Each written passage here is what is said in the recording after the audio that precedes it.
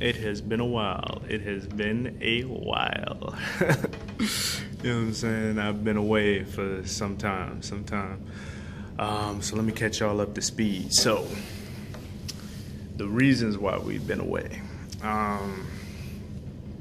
First and foremost, my comic. You know, that's priority number one. I enjoy making freestyles and remixing music and this, that, and the third. It's a really good time.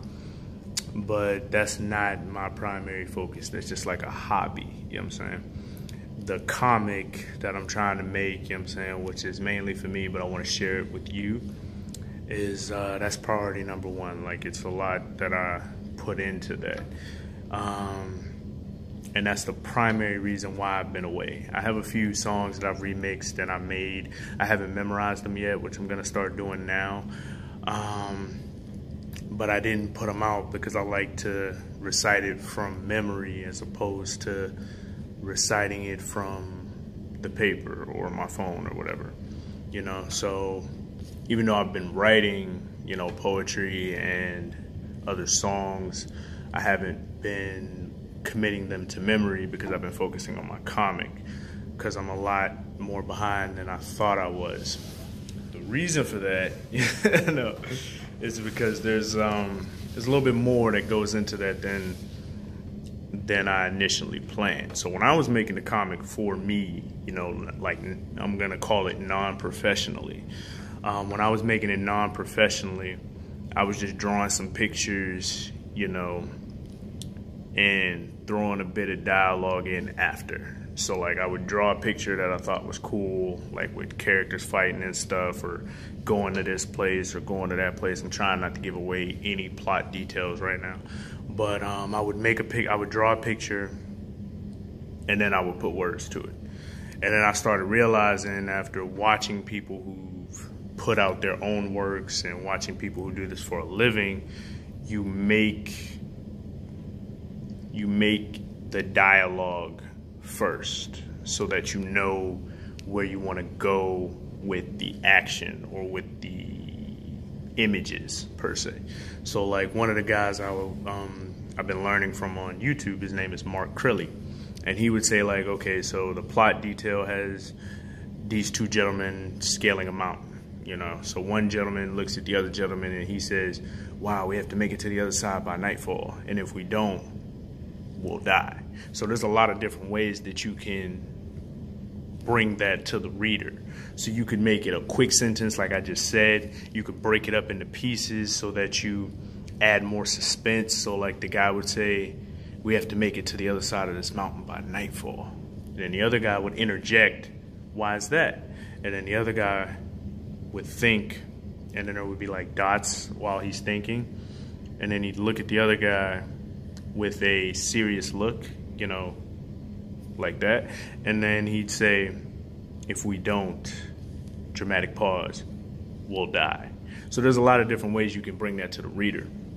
These are things I wasn't really paying as much attention to as I should have been. I was more so making the dialogue as I drew the pictures, because I'm more so an artist that's trying to make a comic of my own, as opposed to a comic book artist. Like, there are different types of artists, just like there are different types of musicians, just like there are different types of instrumentalists. You know, like, everybody doesn't play the same instrument. Like, playing a drum is a lot different than playing the piano, which is a lot different than playing the guitar, I imagine. You know, like, being a freestyle artist, which is what I am, is a lot different than being a manga artist, which is a lot different than being a comic artist. And I'm trying to bring all three of those together. Another aspect of the comic that I didn't give enough respect to is how many different people have a hand in making it happen. So for example, like, if I'm reading a Black Panther comic, it'll say the author or publicist is, let's say, Stan Lee, for example. So that's one person. Then it'll say written by Don McGregor. So now that's two people. It'll say artist, so the person who drew it, let's go with Rich Buckler. So now that's three people. Then it'll say inker, Klaus Janson. That's 4 people. Then it'll say letterer, which is like Tom. I forget his last name. So that's 5 people. And then you have the colorist, which is Glennis. That's 6 people.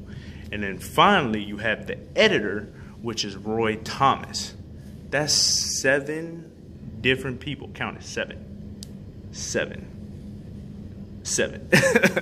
That's 7 different people who each have a role to play in bringing the comic to life and then bringing it from them to you. In my world, I'm all 7 of those people. So I'm doing all 7 of those jobs. I'm the author, I'm the publicist, so it won't be publicized like in the greatest of fashions until I graduate. Because once I graduate, I can take some of the money I make from dentistry and allocate that to properly publishing my comic. But until then, I'm the publicist, basically. So I'm the author, I'm the publicist, I'm the writer, which is the most important aspect of this. To me, the writing and the artistry is the 2 most important aspects. I'm the letterer, I'm the inker, I'm the colorist, and I'm the editor. All 7 of those job titles.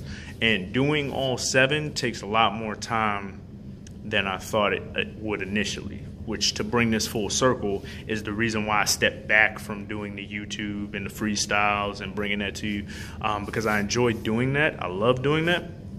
It's a good hobby, but it's not the focal point of my passion. It's my drawing ability and my comic book. So I had to take a step back in order to get that back on track, because I had to discard a couple images. Well, not discard, because I'm going to use them eventually. Like, I didn't draw it for no reason. I have to use it. But I won't say discard. I had to rework a lot of images that I had already made for the comic, because I found some plot holes, and I don't like plot holes. I don't like inconsistency, so I try to get rid of those as quickly as I can and work around them.